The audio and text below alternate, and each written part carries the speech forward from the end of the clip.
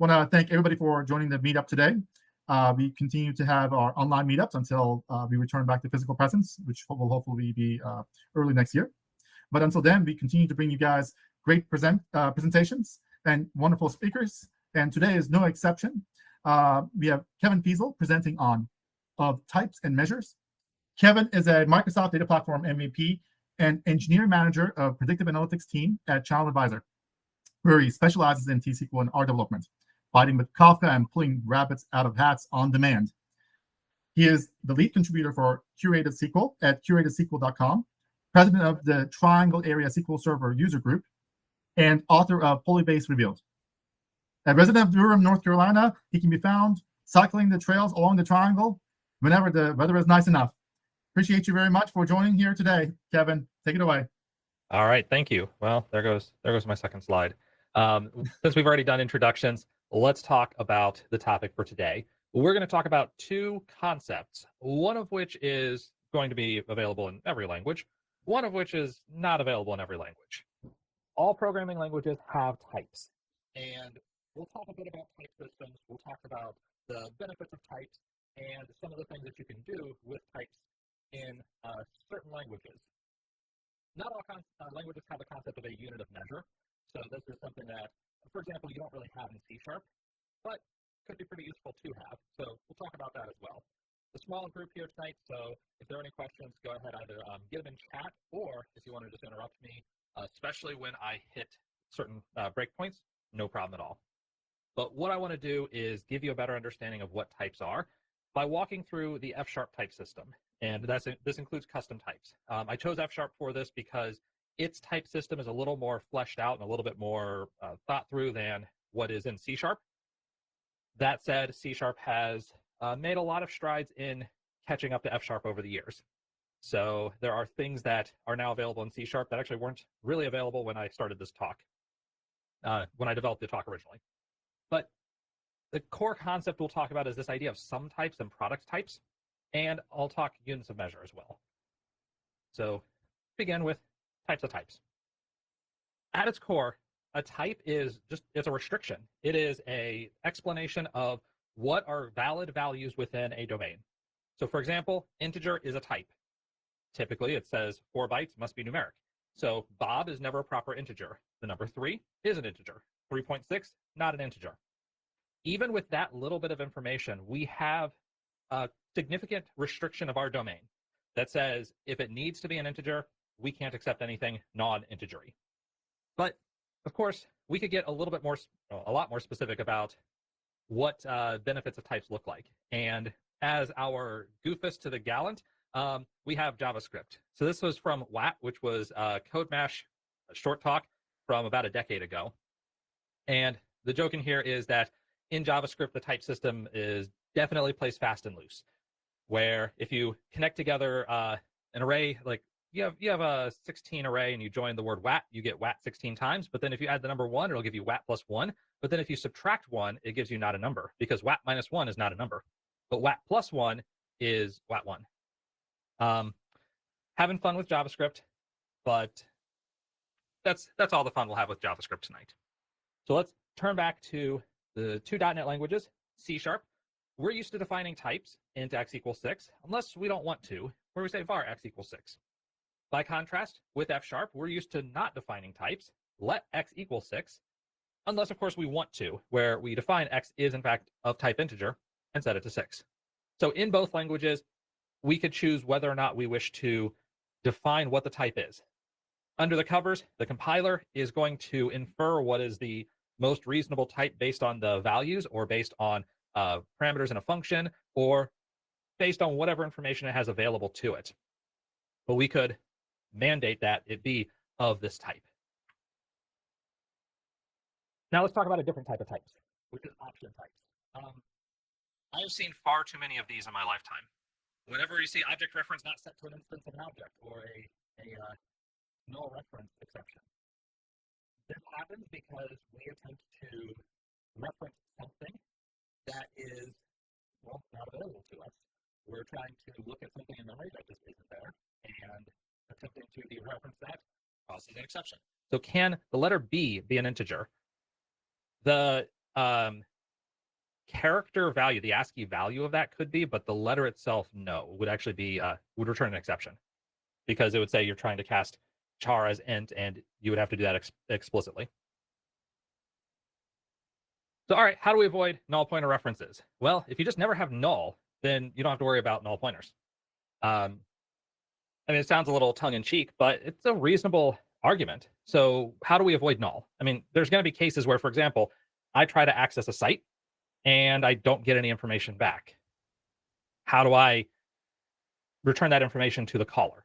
Or I attempt to look for a file, that file may not exist. Let's say that its non-existence is acceptable. We're not going to crash because that file doesn't exist. We just continue on. Well, I need to be able to interpret that without failure, and ideally without having to do all of these null checks. To do this, we have a notion of the option type, which in F# can be some or none. So either we have some object or we have none, which means we have no object.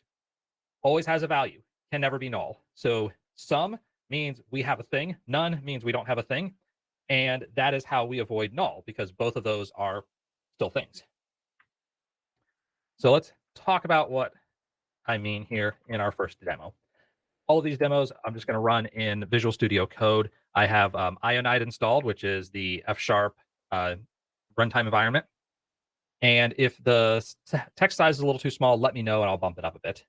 But I'm going to start off with some basic .NET types. These are exactly the same as in C#. This is all BCL. So this is basically the .NET assembly type system. So sumInt is an integer, and set it to 1. String is a string, set to this is a string. We have decimal with an M. We have float without an M. And IONIDE is nice enough that it actually tells me afterwards that these are the types that are associated with it. So I don't have to specify the type here, int, string, decimal, float. It can figure that out by itself. I just chose to show it for andragogical purposes so that you can see very clearly what is the type. So then F#, I could say let some other int equals 8, except some other decimal equal 86. And actually, you know what? I even fooled myself. This is a hint. I didn't even write sumInt. I actually forgot that I didn't write sumInt. I thought I had written it in, but turns out I hadn't. So this is actually a hint in Visual Studio Code. Basically says that it can infer sumInt equal 1 is an integer. Whereas if I specify concrete with parentheses around it and specify that this is an int, it will guarantee it's an int. So now let's talk options. We're going to take an optional int. So it is int with an option. And options may either be some or none. So I can have some, and then I need my int. So sum 6. Or if I don't have an int, I can say none. And at this point, I can use what is called a match operator. So the idea of the match operator is we're going to take in for this has-value function some input I, which may be an integer. And we're going to say, if we have some value here, I don't care what the value is, I'm just going to return true. If I don't have a value, I'm going to return false.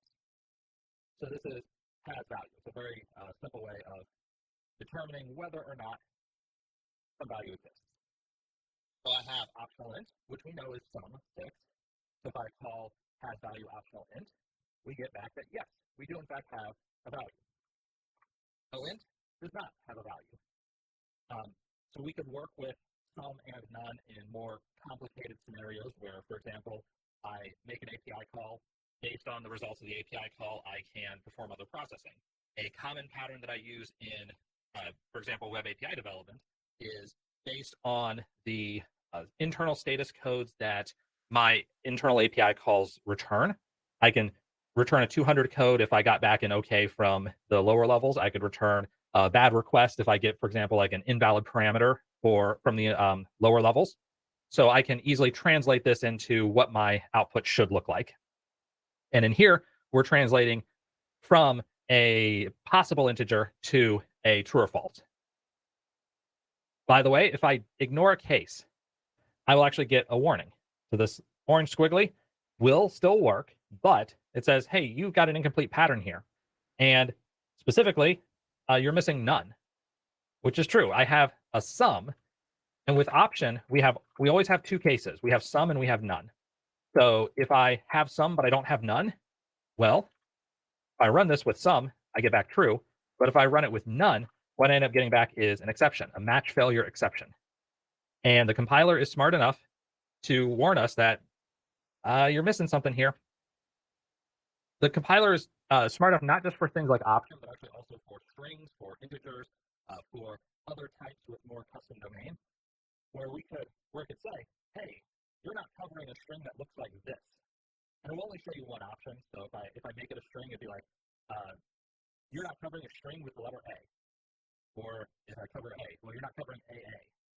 So depending on what the match cases here capture, if there are any possible exceptions in the domain that are not captured by a match case, you'll get a compiler warning. So next up, I'll get a function here where we can generate an option from a match statement. So not only can we use an option, we can make an option. So let's get a driver's license. And based on your age, I'm going to either give you a driver's license or not. Great. We now have a DMV. This DMV is far too fast compared to the real one, but we'll deal with it. So we get a driver's license and you're 21. You've got a driver's license. Congratulations. You're 15. Get out of here. So, okay. We're going to sidle on up to a bar. And of course, a bar, if you want to order something, you need a driver's license. And let's say, you're at the bar and we do something. We order a drink. Well, we're going to try to enter the bar first because, you got to be able to get in the bar before you can order the drink. But we're going to have a bouncer at the door asking for your driver's license. So we try and enter the bar with a driver's license. And if we have one, we're going to let the person sidle on up to the bar. Otherwise, got to send them away. You need a driver's license to enter. So I have this function, try enter bar, that upon success will call sidle up, sending in the driver's license. And, maybe at the bar, they check the license again just to make sure. But if we try where we do have a license, we do something. So we did successfully call this use case, which called this function. And if I don't have a driver's license, we safely handle going away without having a bunch of complicated if-else logic and null checks and, does this driver's license exist? So the fact that we have driver's license is good for the process here. And let's get into real basics of option types. Now, option types aren't really that smart. They are a concept in functional programming languages in general. They are concept in category theory. It's called the either moment in case you've been on category theory. And even in C#, we can institute this concept of an option type. It's a little trickier to do once you include an option type. But it's not that crazy of an idea. You basically would have a class that would have a sum of type T and a none, and depending on what you pass in would either give you the sum or the none. So you could certainly implement in C#. It's just you're not going to get it out of the box. So this is getting a little bit past the basics of types. I want to combine together types into two forms, products and sums. The idea of a product type is a combination of multiple values.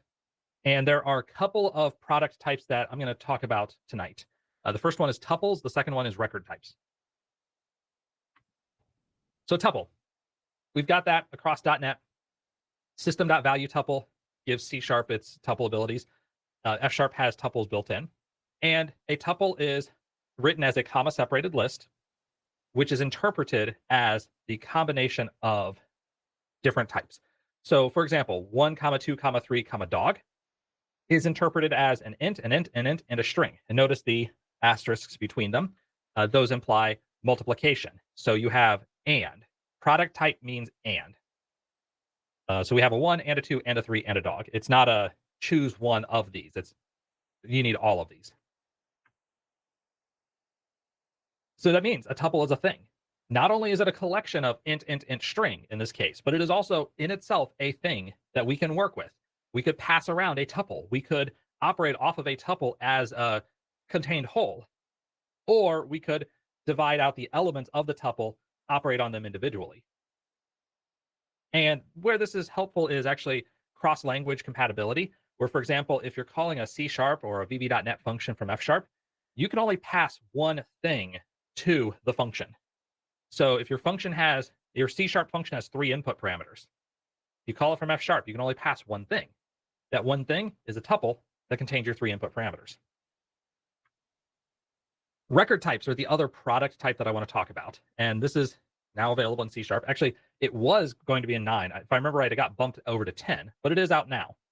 So record types are product types with labels. The tuple doesn't have labels. All you know is 1, 2, 3 dog. We don't know what those 4 elements actually represent. By contrast, a record type is very similar to a struct, meaning that record types don't have associated methods. We don't access them. We don't mutate them.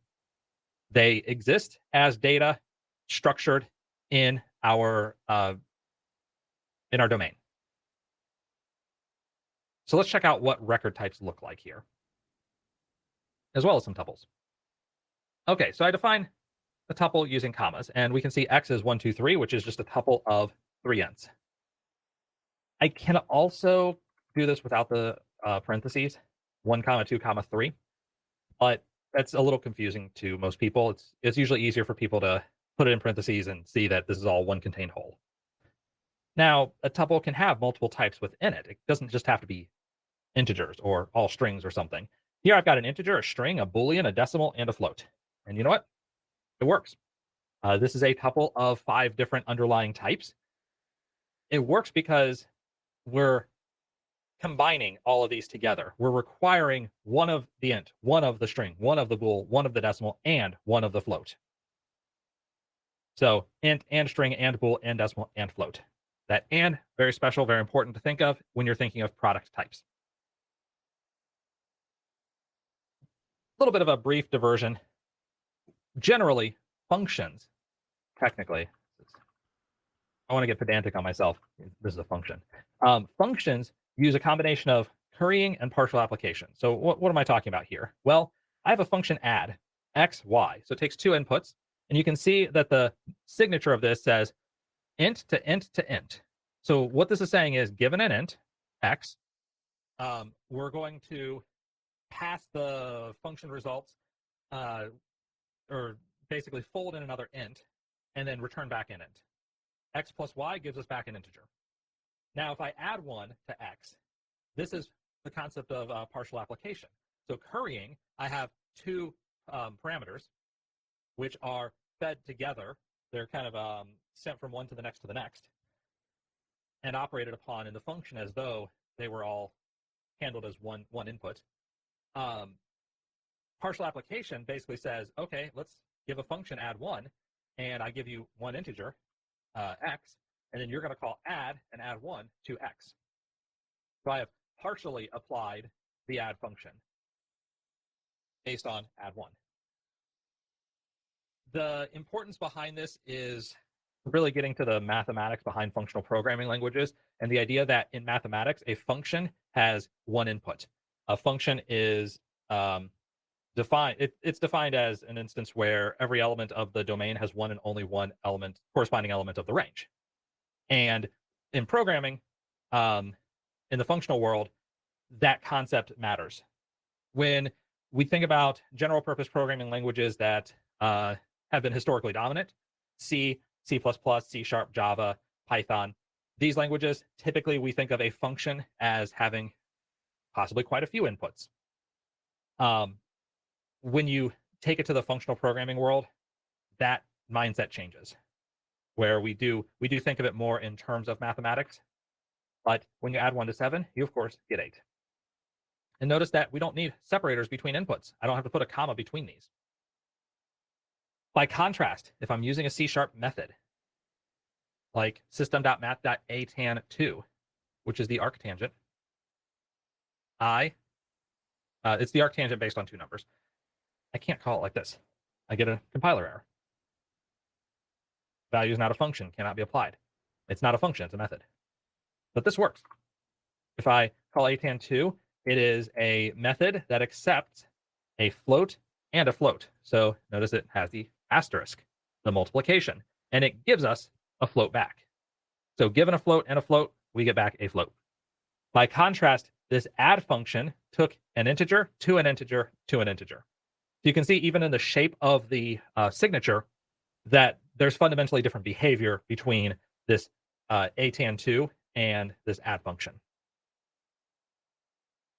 Now, we could create F# functions that receive tuples. And actually, there are times when we want to do this. And we won't get into that tonight. That would be a little bit too far down the rabbit hole. But the norm is generally not to do it. You don't do it unless you need to, because you have the options of currying and partial application, which work just as well. However, you do have the option. So for example, I can reticulate splines. And to do that, I'm going to call the tangent on x. So a float to a float. I'm going to develop some features, which is taking the cosine of x and squaring it.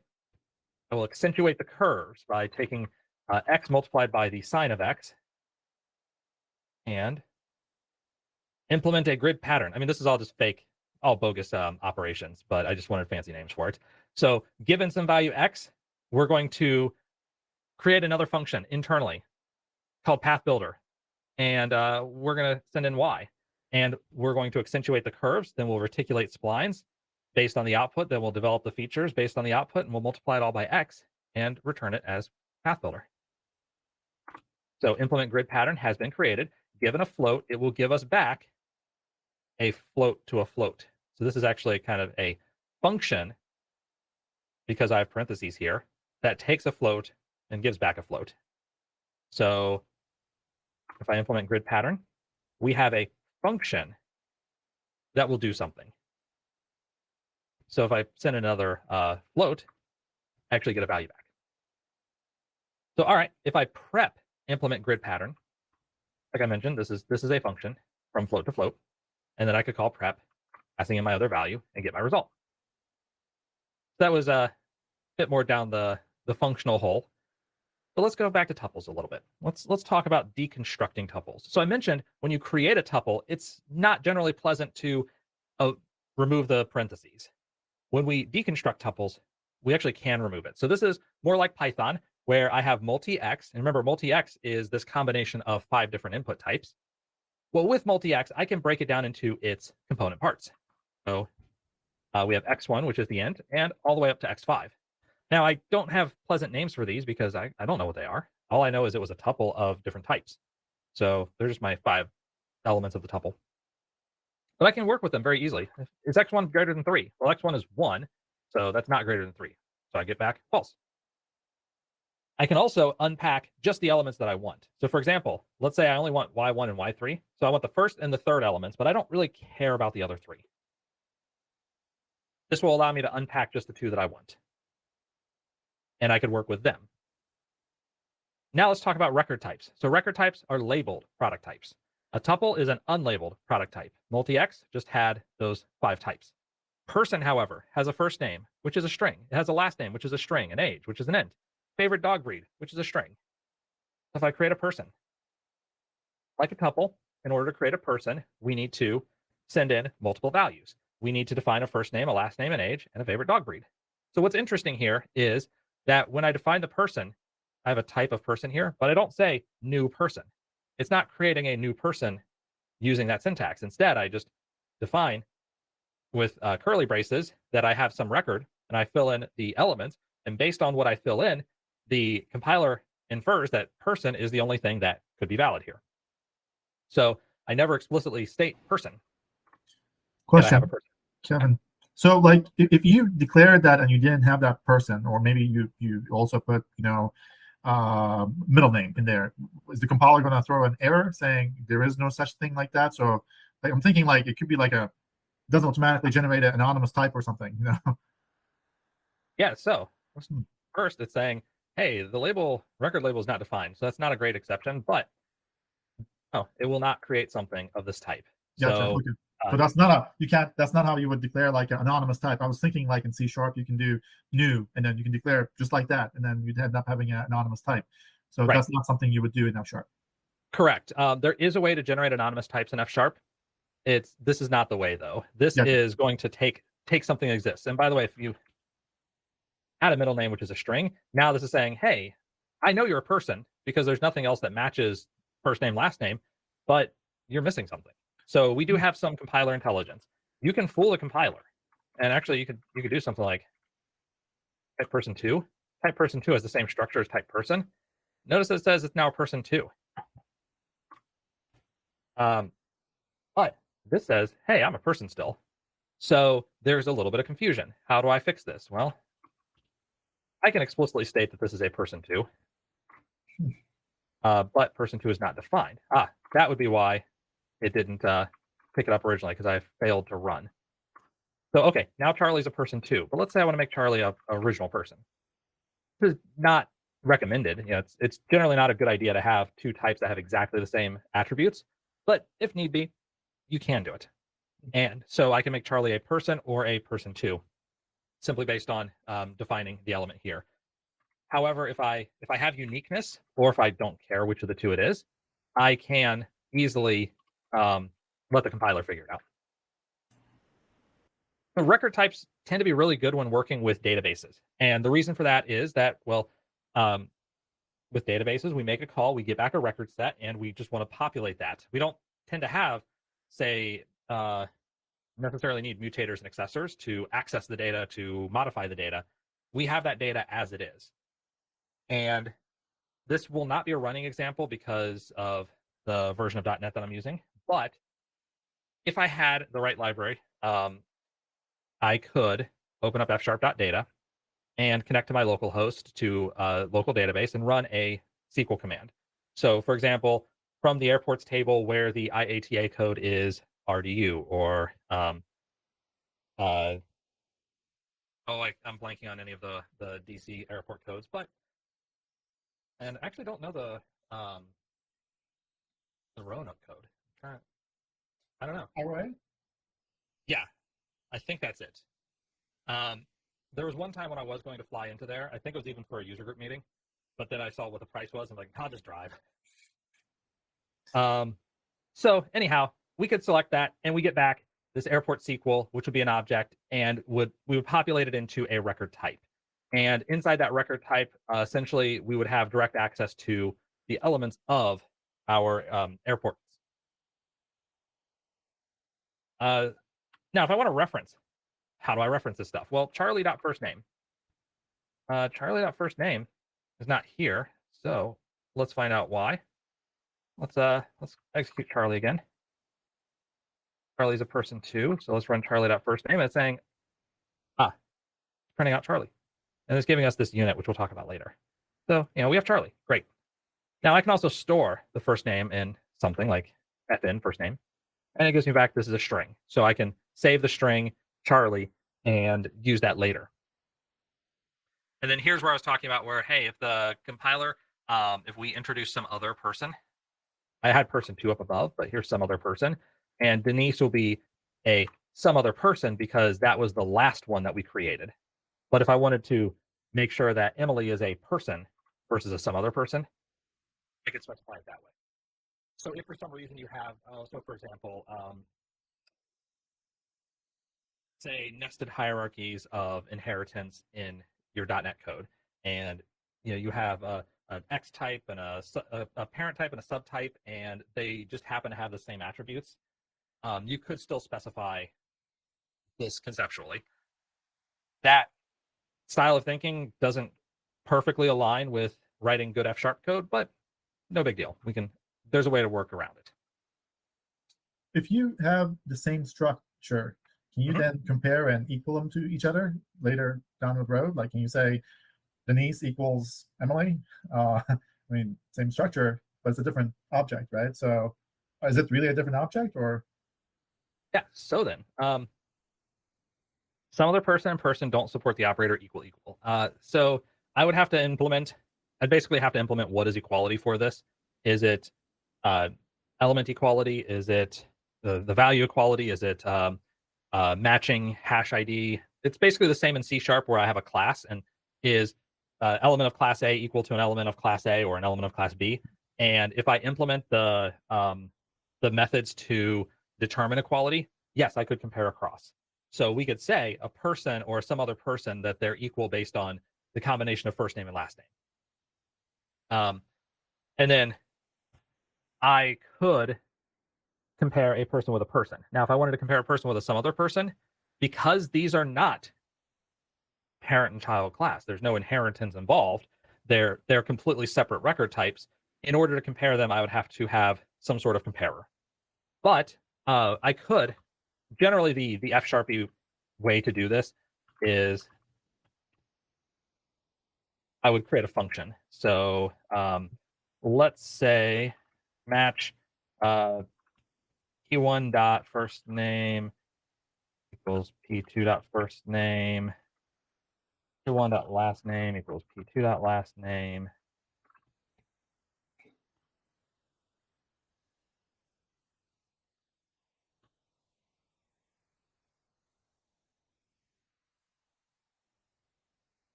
And string does not support the operator equal equal. Oh, there we go. So Denise. Oh, yeah. So here it's going to complain because, hey, I'm expecting them to be the same type, some other person.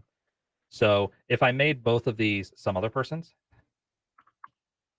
then I could easily compare Emily and Denise. And why are you still complaining? Emily is a some other person. Denise is a some other person. So let's force this.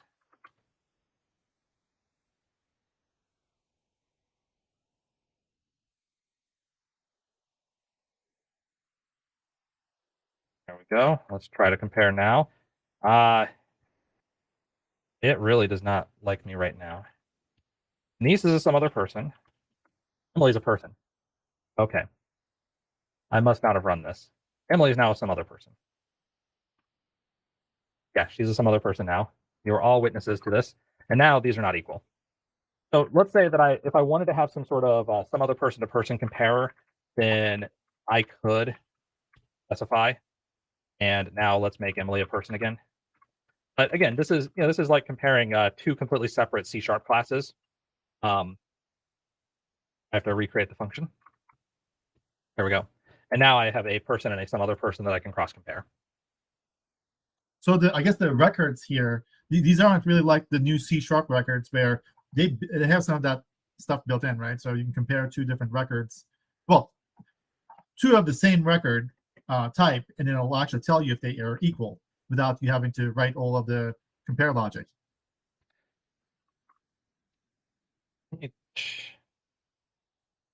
Let me do a quick person check here, because I believe the answer to that is no. Oh, yeah. Okay, so it is built in where we can say, is Emily equal to Charlie? And what it's doing is, if I remember right, it's doing a hash code based comparison. Oh, darn. So, I was hoping that there'd be one thing C# was better on. yeah, so this comparison is sort of the type of thing you would write when you say, well, even if their favorite dog breeds change, maybe the breed has changed over time, the person changes over time and age.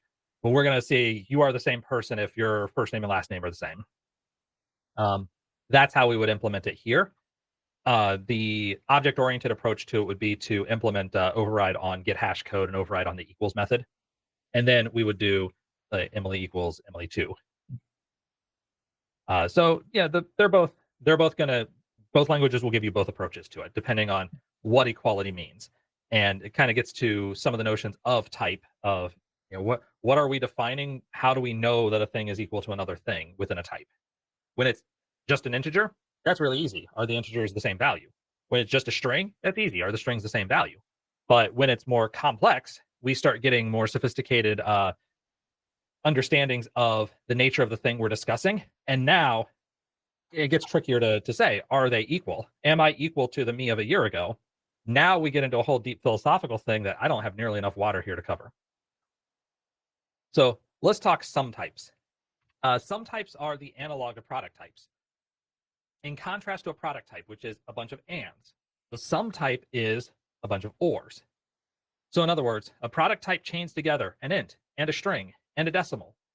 A sum type says you may be either an int or a string or a decimal. Now in F#, this concept is called the discriminated union. And in C#, we could think of this sort of similar to an enumeration, except that enumerations are kind of limited in that they only have one, they have to use the same type. A C-type union, yeah, similar idea. So the idea here is that you may be something or something else or yet another thing. And those types may be the same or they may differ. Some types are really useful for replacing if-else logic and even try-catch blocks. So let's say I have a web request. I was complaining about that earlier. Sometimes we have web requests that fail. Well, if I'm writing a web request in C#, really simple one, I may try and get a result.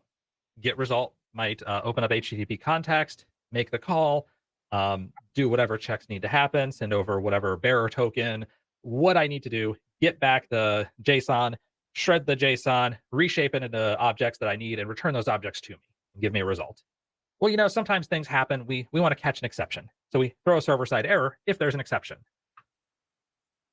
Now, assuming that it succeeded, we're going to check the response code. And if the response code is success, then we're going to return the result. Otherwise, if it's not a success, we're going to throw a new invalid response error. Translating this to .NET 6 friendly web API, this might be where we say, throw like a 400 bad request or a 404 file not found, or like return this dot file not found. But we may just throw an exception. By contrast, doing this in a sum type, I get my results based on the inputs, and I can match the response code. So assuming that there are no catches, that we don't have an uncaptured error, we want to capture that within our get result operation if the calling code can throw an exception. Then we would track success, failure, server error, and based on the condition we're in, we return back either result, a failure, or a server error. So let's look at this in a demo, see how it might work. We'll start off fairly simple demo with a shape. Now circles have a radius. We define a circle as a radius. A square has a length. Because it's a square, its length and its width are the same. So we just need to know one number. We can get the volume, or we can get the area of the circle very easily. We can get the perimeter of the circle very easily. Now a rectangle, we need a length and a width. An ellipse, we need a major arc and a minor arc. So to define one of these shapes, we're going to need either 1 or 2 float values. And based on that type, we'll collect whatever it is.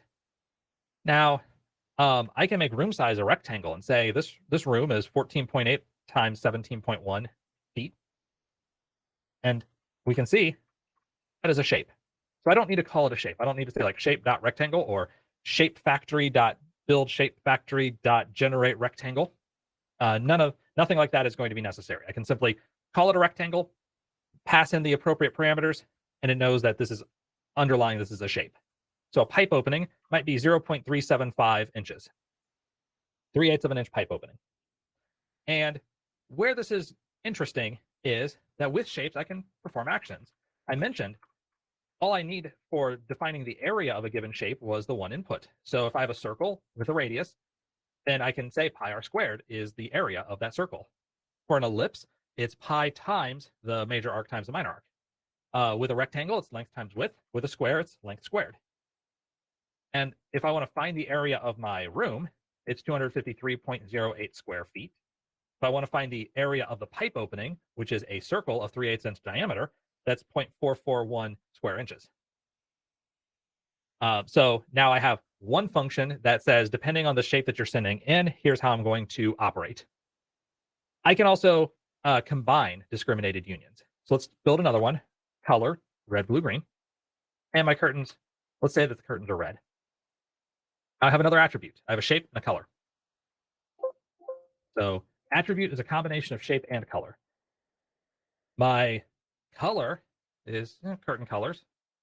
And let's say I want to specify an attribute. I can use dot notation. So I could say attribute dot color of curtain color. And I can print. This says it's color red. So it knows that it's an attribute. It knows it's an attribute with a color and it's defined as color. I can also improve shape a little bit because when I created shape, I basically said floats And I told you what the floats are, but the problem is with rectangle length and width, if I care about length versus width, I can't tell you which one of these is length and which one is width. I assumed length and width, but it may actually have been width and length. For area, doesn't matter. But for other things, it might matter. So now I have type. Circle is a radius, square has a length, ellipse has a major radius and a minor radius, and a rectangle has a length and a width. Now I have a better shape. This is better than before. So I have a circle, a square, an ellipse, and a rectangle. And what this is saying is I can nest types. So I have a product type of ellipse that is part of a sum type of better shape. And I could nest these other ways as well, where I could have sum types inside product types. I might have a better shape inside of a product type. Maybe I've got like a better shape and a color. So this allows my shape declarations to be clearer in intent, which means typing more. But at least it tells me major radius is 14.8, minor radius is 6.7, and it is now an ellipse of that type. And my better shape area function can make it easier for a human to read this and double check my math to indicate that, yeah, radius, okay, radius squared. That looks right.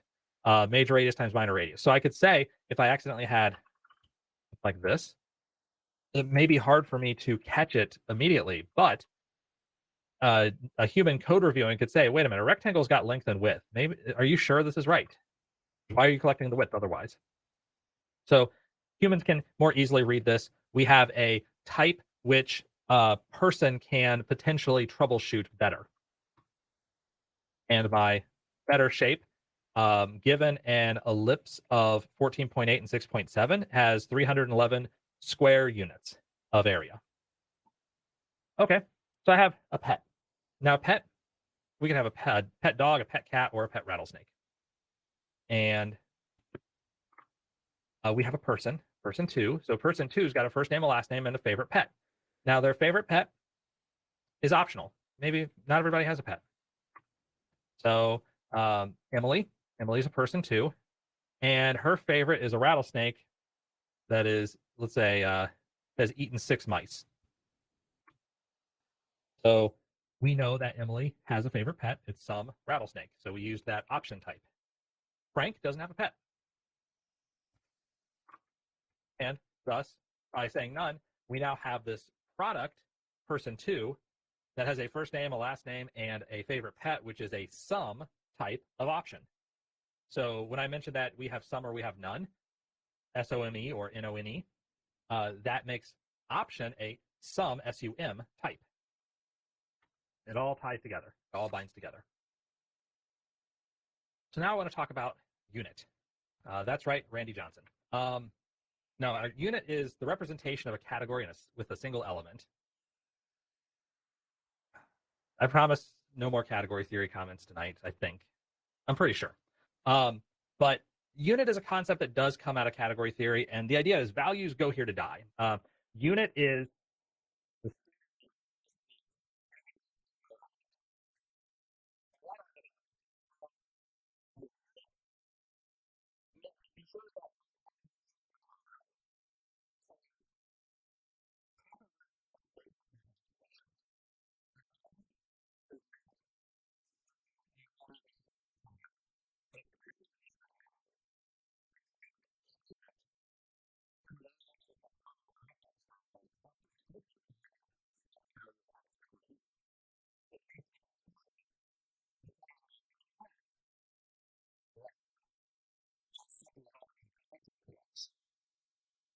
sounds like it's a little semantic difference, but it does matter a lot.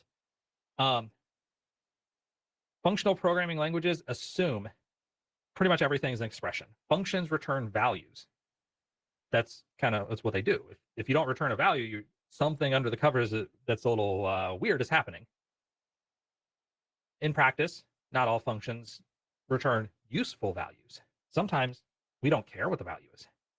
And sometimes we are just like updating a database. Okay, we've updated the database. I don't need to send you back anything special. I just need to indicate that this is done. So historically, that might be like a Boolean that says, I'm done. Or in C, we have void. So void Void's a little different. It's a little special. C# follows that C implementation and doesn't really have a unit type. It has void. So I can have a function that does not return anything. And this is why we have func and action in C# when we're working with tasks, because one of them requires a response. The other one does not allow a response. And so we need the two separate concepts, that I need to have a func when I'm returning a value, and I need an action when I'm just doing something, I'm not returning a value. By contrast, when you have this notion of a unit type, I can always return the unit type even if I don't have anything else interesting to tell you. So let's see how that might work out. So let's print something. And print something is just a function that calls printfn on whatever string we pass in. And then I can return out s.value. So res says print something, this is a test. Let's check this out. Res is a string that reads this is a test. Yeah, so we returned from here the value, which is a string, which is why this function takes s, which actually is a printf.textWriter format of unit, and it returns a string. So kind of interesting input, because I just sent in a string, which can easily be translated to a printf.textWriter format of unit. So this is a string back, but let's say I really don't care about the result. I just want to write this to the console and be done with it. I don't need this anymore. So I can make the function call, and just by saying print something, this is another test, it returns this is another test, and I don't have anything, like I don't save it as the output as a variable, or I don't set it as a value. So that could work, but in the compiler, this is going to give you a warning. It's going to say, hey, you called this function returns a value, but you never handled it. Is that really what you wanted? And it can be a little nagging. So we can stop the nagging by typing the result to this thing called ignore. Ignore is dev null for F#. Ignore basically takes whatever input and returns back unit. Unit is open and close parentheses. There's nothing in there. So we define unit as just open close parens, which makes it very convenient when you think about a C# method that doesn't take in any parameters. We send in unit. We have nothing to put in there. Conceptually, that feels nice. So if I do need to return something, let's say that I wanted to print something, but I don't return the value. Well, functions always print something too. Functions really do want to return something. If you don't return anything, not very happy. We could return unit. And now it says, you're not expecting anything useful back. If I call print something to on hello, I get back unit. And I'm not going to get a compiler warning. It's not going to complain about, hey, you're not actually getting anything back. It's happy. We definitely get back a result. We never have a case where we have void or something. We don't have to worry about that scenario. We're always getting something. So life is good with unit. I've been building this up to more and more, like laying most of the foundation work so that we can talk about custom types. I hinted at that early on, where we have our domain, and our domain is integer. But the domain of integer is negative. It's like int min to int max, which is what, negative 2 billion or so to positive 2 billion or so. Unless you're doing it 64s, in which case it's negative a whole lot to positive a whole lot. Let's say we're talking about a human's age. Well, the domain of ages of humans can't be negative. There's such thing as a negative age. Realistically, 120, 130. Oldest living person, generally somewhere around 110 to 120. So if we say that this person is 800 years old, I might indicate that this is probably not valid data. So how do we define this? How do we build this out? Well, this is where custom types come into play. And custom types, I'll show you how to do it in F#. In C#, really, it's create classes that have the restrictions. So you can certainly do the same thing. It's just feels like more work, more effort. But the big benefit you get out of this, the additional rules are going to narrow out that range of acceptable values, and you can ensure at compile time, the values of a custom type are guaranteed to follow your rules. So that compile time makes things very pleasant. Because, for example, let's suppose you have a function do something. It takes in x, it takes in a y, and it does something. But unfortunately, you passed in y comma x instead of x comma y. And so the one ID and the other ID were backwards, and we wrote the wrong things to the database. This is allowable because x and y are integers. So because both of them are integers, the compiler doesn't know that y should have been the second parameter, not the first one. It just knows I accepted an integer. This is an integer. I'm happy. But if we have a customer ID and a product ID, now if I try to send in a customer ID X and a product ID Y and I flip those around on accident, I'm going to get a compiler error because customer ID and product ID are different classes. They're different things altogether. Unfortunately, to do this right, you need to create a class for every possible field. That's a lot of pain. To do this well enough, you may create a dozen or so key classes that represent the most common things that might get mixed up. You know, like if you have a customer ID, a product ID, an order line ID, a couple of those other major IDs that are all integers that constantly get easily confused, you could get 80% of the benefit with a very small amount of the code. Well, let's talk about how this would look with custom types. And first things first, I'm opening up system, using system. And this is a little section that comes from a fellow by the name of Scott Blashen. Scott is outstanding. He's a fantastic teacher, has a book on domain-driven design in a functional programming world, has this code base on railway-oriented programming. And part of this concept is that we have a success case and a failure case. So let's say I want to make a call. And maybe I'll make a web call and I'll either get back a list of objects or some failure.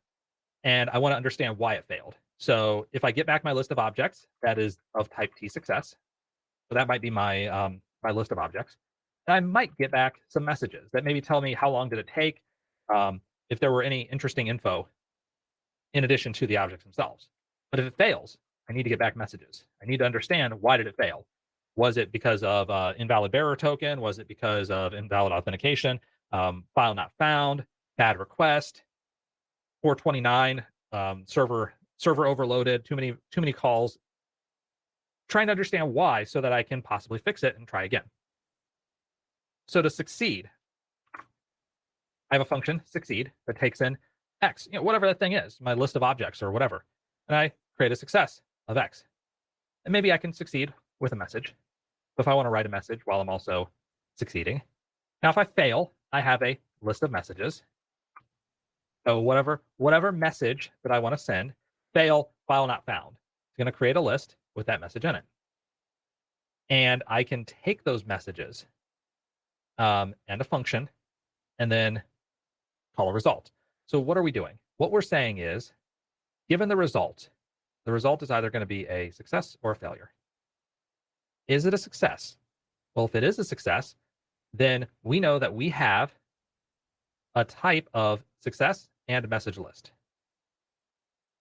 So I can map all of the messages from message list and then return a success with those mapped messages.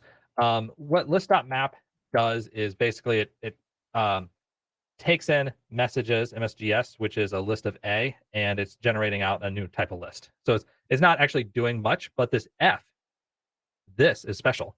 F here is the function. So list.map is a for each loop that calls this function on the relevant message. So maybe I want to take that message and translate it from what their service says to what I can tell my end user. So I might take that very complicated bearer token message and basically return back as send me a valid token. The ID the authentication you put in was invalid. Please try again. So on errors, we map errors and we turn a failure of errors. Okay. What can happen when we fail? Well, let's say we have an integer and what could be wrong with an integer? Well, let's say that your integer is missing. You never sent me one. Or this integer must be a whole number. This integer must be a natural number. So whole numbers allow 0, natural numbers do not allow 0. And then we define a thing called a profile ID. So each profile ID in the database is an int. But I will say that it must be a natural number. Cannot be 0. I know that the database uses an identity starting at 1, and we'll never have a 0, we'll never have a negative. If you send me a 0 or you send me a negative, I know that this is invalid, just straight up. So the way that I can create this is a module of profile ID that says I have an integer of profile ID, and a create function that takes an integer. So if I create a new profile ID, I check to see if it's less than 1. If so, I'm failing. No, you have to be a natural number. You have to be 0. Let's see. Does not allow 0. So actually, I should change this to 0 because it needs to be a natural number. I could create a tuple. I've got a couple of functions in here that just make life a little easier. But customer ID, natural number, same concept. So I have customer ID, I have profile ID, I have product ID, must be a whole number. Maybe I've just got those backwards, whatever. For the purposes of demonstration, I will have to go back, check the definitions, and be embarrassed that I probably have those backwards at some point. But we're going to create a profile ID, 1, 2, 3, 4, 5. Great, we now have a profile ID, and notice it is a success. So we succeeded. If I try to create one that's -10, it failed and said, hey, you have to be a natural number. That's not allowed. Customer ID, success and failure. Product ID, we have a success. I could, of course, create a failure for that as well. Let's say our incoming profile ID is 37. I want to create a profile ID out of that number. So I've got that number stored in a variable or in a value someplace. I can create a profile ID based off of that number. So it doesn't have to be a hard-coded number here. It could also be the input of a function call. But where this is really useful is a function, handle customer. Given a profile ID and a customer ID, I want to do some real interesting stuff. I mean, in this case, I'm just returning it as a tuple. But I might do something really fun with it. I might go do a database lookup. I may modify some data. I may go do additional lookups. Whatever business operations we need to do. So now we're going to extract a value. And in fairness, this isn't really how we work with values, but with railway-oriented programming. But that's a whole nother talk. So I get my profile ID T. It's of type T. Why is it of type T? That's because when I defined it up here, I said this is a T. So I extracted the value, just got the result, so I don't have the messages anymore. We can see PID T is 1, 2, 3, 4, 5, CID T is 11, and I can handle customer using profile ID and customer ID. And I get back a profile ID with 1, 2, 3, 4, 5, a customer ID with 11. But notice that if I try to send in the wrong values, it gives me a very explicit error message that says, hey, you were expected to send in a profile ID, but you sent me a customer ID. Even though under the covers, they're both integers, by wrapping with this module, or in C# terms, by wrapping it in a class, we're able to specifically define not only that this is a special type, but also what the rules were for that type, that it could not be less than 0. We could have more specific rules that the range must be between 0 and 100. Or let's say we have email address. You must follow this regex where you have at least one character, the @ sign, and at least one character. That's the minimum requirement for an email address. Or let's say a phone number that we're following the E164 standard, where it must be no more than 20 characters long. It must start with a plus. It must have the country code, may have a space, must have a number. And the numbers are 1 to 3 digits for the country code, and then 12 to 15 for the number. So we could put all of those rules in when we define a phone number, have them as phone number, and then process a string that comes in, determine if it is a valid phone number. If so, we succeed, and we can work with that within our domain. If it fails, we can return back that, no, this is not a valid phone number. Send in a correct one. And by the way, we can also convert down to an integer. So I can make this an integer again, because in the database, the database doesn't know about a profile ID. The database knows about an integer. The data model says that these are integers and just happen to have a name, profile ID, customer ID. So I need to be able to essentially downcast them back to the base data type, which I can do pretty easily here.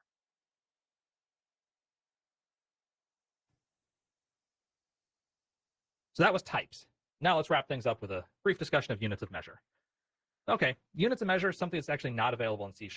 This is a compiler time check to prevent you from making a unit-based mistake. Like if you try to add feet and pounds together, that's not a valid combination of units.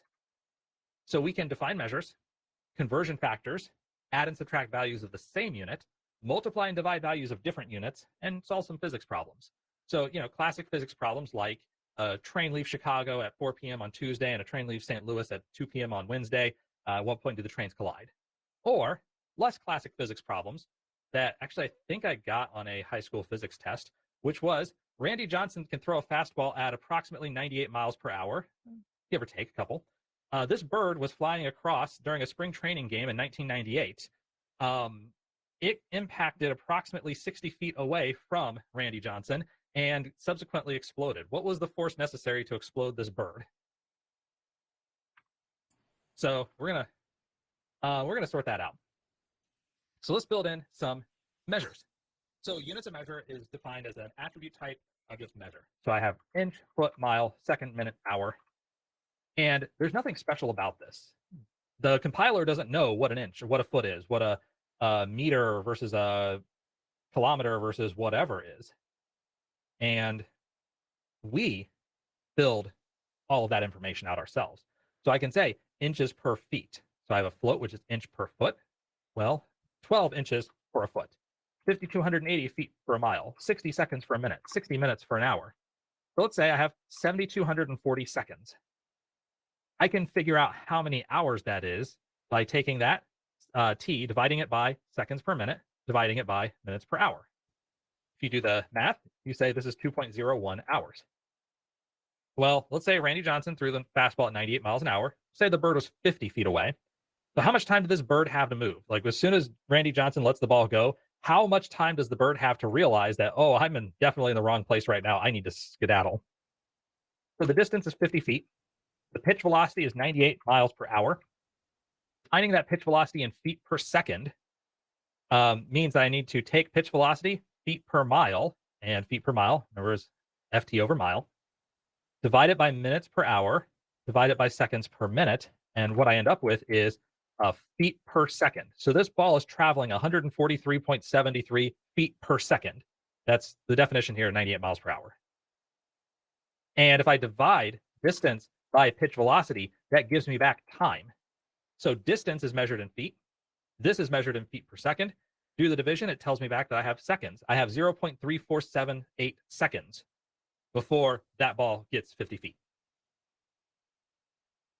Where this is useful, first, you can tell what the measure is, what the units you're in, so that if you're doing the math, if you're doing the multiplication, you can make sure that you're in the correct units. But also, we have 8 inches and 1.1 feet. Our circumference, if I say length plus width, if I just try to add these together and I did not have the units, I would have 8 plus 8 plus 1.1 plus 1.1. That's not valid. And in fact, I get an error message that, hey, I don't have the ability to translate feet to inches directly. There's no implicit conversion here. Instead, I have to multiply by constants. So 2 times length plus 2 times width times inches per feet. And that gives me 42.4 inches. Now I could multiply the units together, but that gives me 8.8 foot inches, which is not a measure that makes any sense. But we can see easily, this is not a measure that makes sense, and therefore 8.8 doesn't seem like the right answer. So it's a pretty smart way of being able to, given the units that are involved, understand if the calculation is reasonable. And what I really want is maybe an area that is the length times the width times inches per feet. So 12 inches per foot times the width of 1.1 feet gives me back inches times inches, which is inches squared. 105.6 square inches. Square values make a lot of sense for area. So that looks reasonable. Of course, classic conversion of centigrade to Fahrenheit. if I want to convert centigrade to Fahrenheit, I take 9/5 times the value in centigrade. I add 32 degrees, and that will give me back degrees in Fahrenheit. So I have in here the formula that if I want to go from one to the other, let's say I am at 0.0 degrees centigrade, that's going to put me at 32 degrees Fahrenheit. But if I try to send in just 13.8, it's going to say, hey, I need to know that you really meant this to be degrees Celsius, because you just gave me 13.8. You gave me unitless value. I need a unit. Similarly, if I send in the wrong unit, it's going to say, hey, you sent me a unit, but that's inches. This function requires degrees centigrade. That doesn't seem right. Now I can eliminate measures. So let's say I have height, 68.4 inches, and I divide by 1 inch. Now I have a unitless height. And now if I need to be able to use a function that doesn't support my unit, I can remove the unit. I now have just the base float, and I can pass that into whatever function I need. Also, I know that circumference just needs a consistent measure. I don't care what the measure is. I mean, realistically, degrees centigrade wouldn't make sense here. But as long as my caller understands that, you send me a consistent geography or a geometrical unit or geographical unit, I can get a circumference of that by multiplying length times 2, multiplying width by 2, adding the two together. So if I have 12 feet and 6 feet, I get back 39 feet. 9 inches, 9.5 inches. If I try to mix the two, you get back an error message because it needs both of them to be the same. But, so that's true for adding. If I add 2 units, if I multiply or divide 2 units, they do not need to be the same because, as we know, speed is distance over time. Velocity is distance over time in a direction. So our distance is 50 feet. I defined that earlier. Remember, Randy Johnson threw that fastball and had 50 feet to impact. So I could get the speed of that distance knowing that I have 0.37 seconds, and it's going to say that the ball was traveling 135 feet per second. So that is going back to our 98 miles per hour. So I could perform additional conversions. All of this stuff is happening compile time, which means that the underlying BCL is exactly float int. It's just the numbers. It's not the units of measure. For this reason, it's F# specific. And if F# ever were to move to, for example, the Roslyn compiler, like C# uses, this would no longer work. So it is a compiler specific thing. There are certain languages which have robust units of measure built in.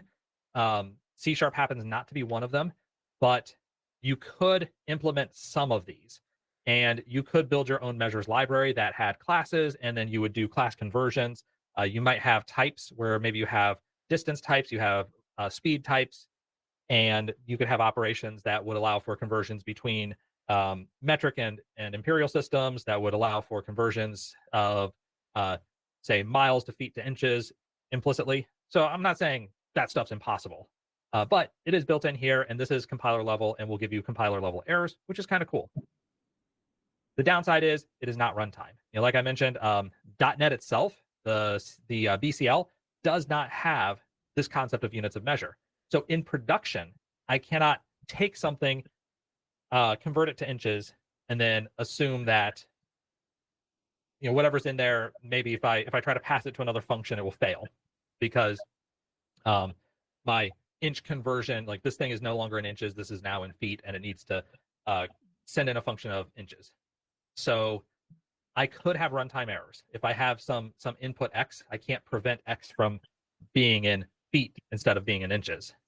What I can do is, if I know that X is in inches, I could slap inches on here, and at the compile time, make sure that this will compile, knowing that my units are at least cross-compatible. So what we covered over the last hour and a half, F# extending the .NET type system. So option types, some versus none. Product types, tuples and records, and sum types, discriminated unions, ors. The unit type, it exists. It's just not anything interesting. Bit of building custom types, building out things like a profile ID and a customer ID, and making sure that the two never meet. and units of measure. If you want to learn more, if you want to grab the code, if you want to get the slides, if you want to get links to additional resources, check out csmore.info/on/types. If you have any questions afterwards, please do feel free to reach out to me via email or via Twitter. And with that, any questions? Yeah, hi, Kevin. This is Mark. So kind of a high level question. Languages come and go. Some hang around a little longer than others, and depends on the flavor of the day and what seems popular. But I believe Bob Martin from the Gang of Four, I think, if my memory serves me correctly, was once asked, what languages will survive down the road into the future, and he actually mentioned F#. And he didn't go into I don't know if he went into details about it. It's been a couple years since I heard him give that talk. I mean, do you kind of see that as well, or is it just another tool in the toolbox for certain applications or what have you? Yeah, I'll lay out my bias on this, that I am definitely a fan of the language, and something you will find is that F# users tend to be extremely avid about it and really annoying about it. They're like CrossFit vegans. So we will tell you that this is an F#. Oh, my F# stuff, you should use F#. So that is my bias coming in. I think it is a useful language for some of the reasons we talked about tonight. Being able to use things like units of measure, actually very helpful in scientific programming, where I can ensure that any of the operations I'm performing, I know that they're in the right units. Working with some of the language constructs, there's a lot which is in both languages. I expect C# will be around for a long time as well. I do expect F# to hang around because I don't know, I guess my bias says functional programming languages have gotten a lot more interesting in the last decade, as we now have the compute power to make functional programming fast enough to work. The whole thing was functional and imperative style languages both were around before computers were invented.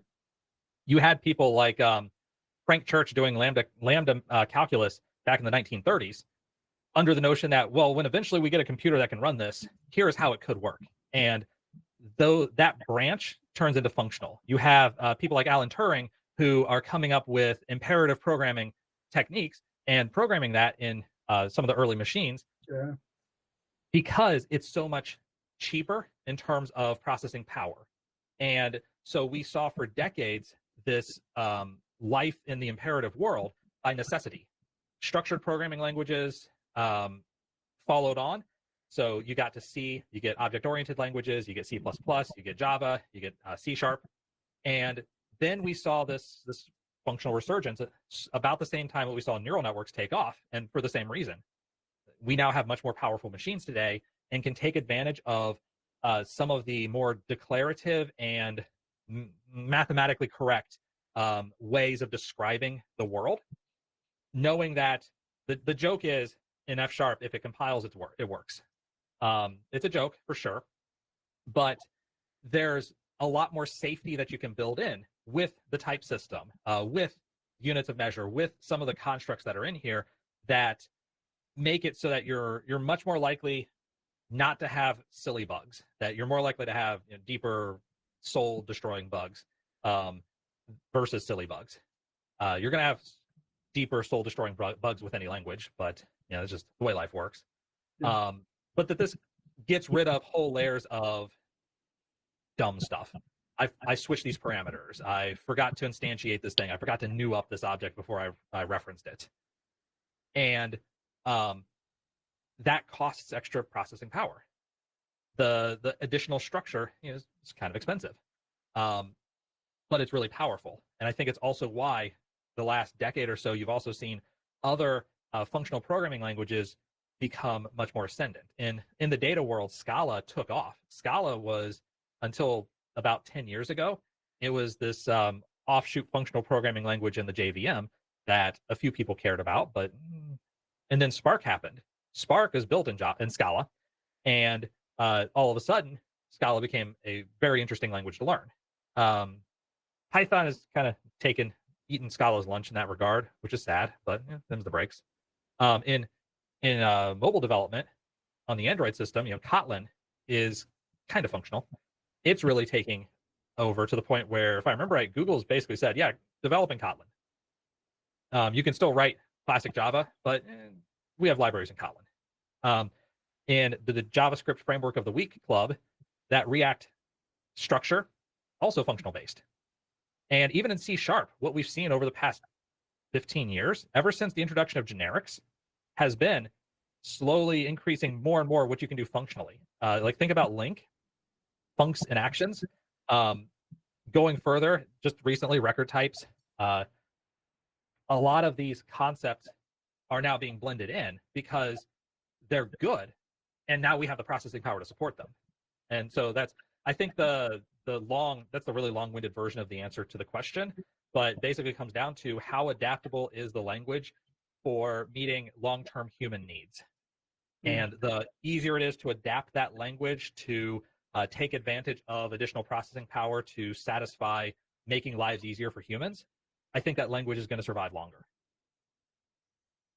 Okay, yeah, Bob Martin thinks it's F# all the way down the end of the road, and yeah, he carries a lot of weight in the industry. So yeah, now getting most developers to even look at it, that's a tough road. That is a very tough road to hoe. But yeah, I don't know where it's ranked at on the index lately. I can take a quick look at that. Oh, it's pretty low. Is it pretty low?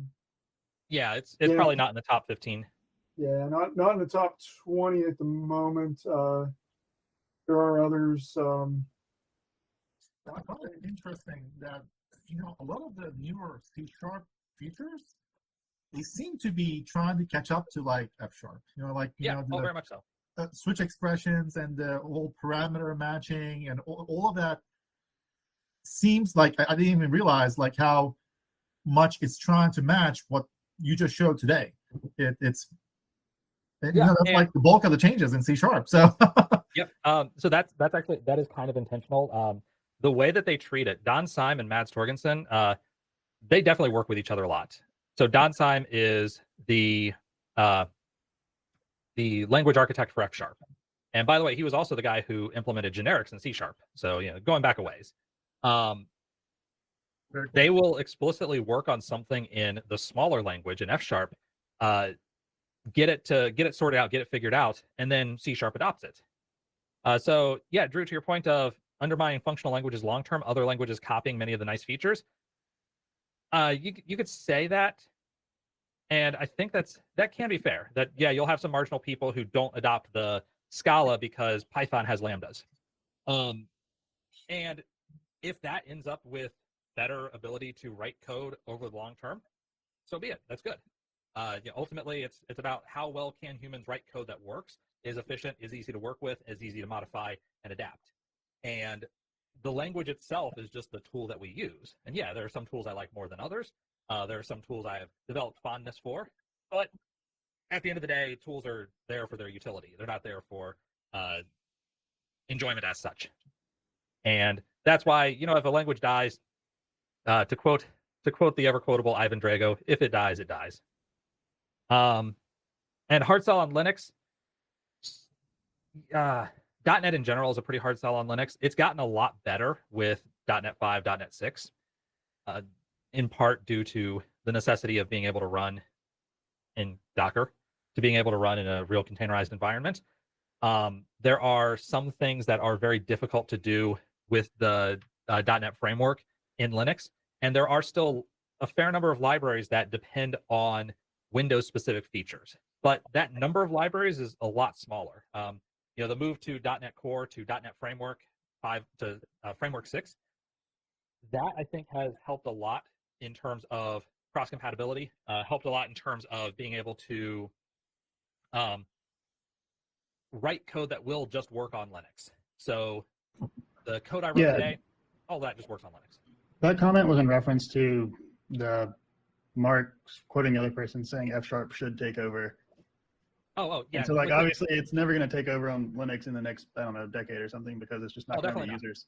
Yeah, I think I forget who asked him the question, but I think it was posed something like, if you had to predict what language would persevere over a long period of time, since languages come and go, he he thought it was F sharp, I believe, and I have no experience with F sharp, so I was just kind of curious. I don't even know why he thought that, but so Yeah, I mean, I would expect it to be.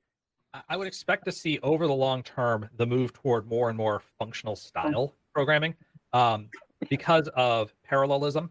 One of the things I didn't really get into, because this wasn't really a functional programming advocacy talk, even though I kind of turned it into one a bit. But parallelism is really difficult to do in structured programming languages. You have to worry about two separate threads that are clobbering shared memory. Well, when nothing shares memory, when everything is immutable, so if you do share memory, you can't overwrite it. You create a new object or you create a new thing. At that point, parallelism becomes trivial because everybody can read that thing. And if I need to create a new thing, well, I create the new thing and then everybody can read that thing. We don't have to worry about race conditions where who gets to update it first, who wins. We don't have to worry about, say, deadlock situations where I need to be able to lock this resource because, well, we can both create new ones. So thinking about massive parallel processing, this is another reason. This is actually a big part of why they wrote Scala in Spark. This is why, even though Hadoop was written in Java, it seems like it's more friendly in a Scala world. If that phrasing makes any sense, it's easier to work with in terms of parallelism when you have the knowledge that all of your data is immutable. And so introducing those sorts of concepts, introducing the declarative style of writing code, those are the types of things that we find easier for humans. It's easier for a human to reason through, but it's slower for a computer to translate. And that, I think that probably gets to why Bob Martin, Uncle Bob, was indicating that a functional style language is probably going to be eventually a winner. Also, the random reference is that there's a quantum programming language in the .NET world called Q#. The language maintainer for Q#, which you can download a Q# emulator now and run it on your regular computer. But that guy was a big guy in the F# community. And the language of Q# is kind of a hybrid of C# and F# in terms of the way that it feels. The specifics of the languages are a bit different, but it's intended to be built around certain notions of how data exists, how data operates, and working functionally off of that data. So I think if we get to a point in our careers where quantum computers are things that normal people get to work with, that probably pushes more in a functional style in that direction, because it's actually a lot harder to do imperative programming when you don't know which state you're in. So instead, you just declare, well, based on the state that I'm in, perform some operation. So that's a way. And high performance functional programming involves a borrow checker. That could work. Let's go there. So yeah, that's probably where I'd go with it. all right. Well, I just was curious what you thought about that because you seem pretty up to date on F#. So thank you. Yep. But again, remember, I am very, very biased. Yeah. We all are. It's okay. It is quite interesting for sure. And I like I said, like new features in C# going that way. And our style of coding has changed over the years in C#, for example. Like the code that I wrote right now versus the code that I would write maybe 10 years ago. It's quite different, and we use less state. It used to be,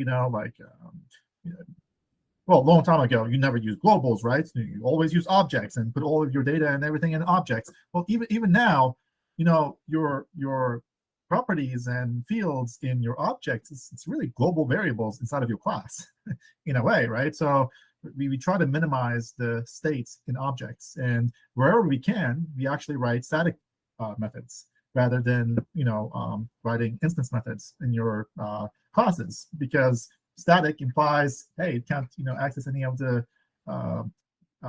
state of your object, right? And then so it's stateless. It's easier, when you're going into a static method, that it's not going to mutate anything, right? So Yeah, so we try to take more functional approaches in, non-functional language, obviously, but we Right. try to lean towards that because it's cleaner and it's less buggy, right? So if I go into a static method, like I said, I know I'm not going to accidentally go screw up the state of the object. So yeah, I can definitely see. Yeah, and you don't need an object to exist. You don't have to do a null check first.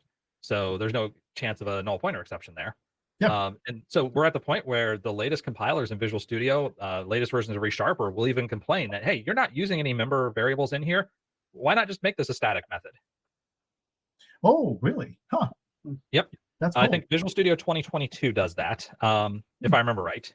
It may be that you have to use the latest code libraries. There are code checkers that you can import.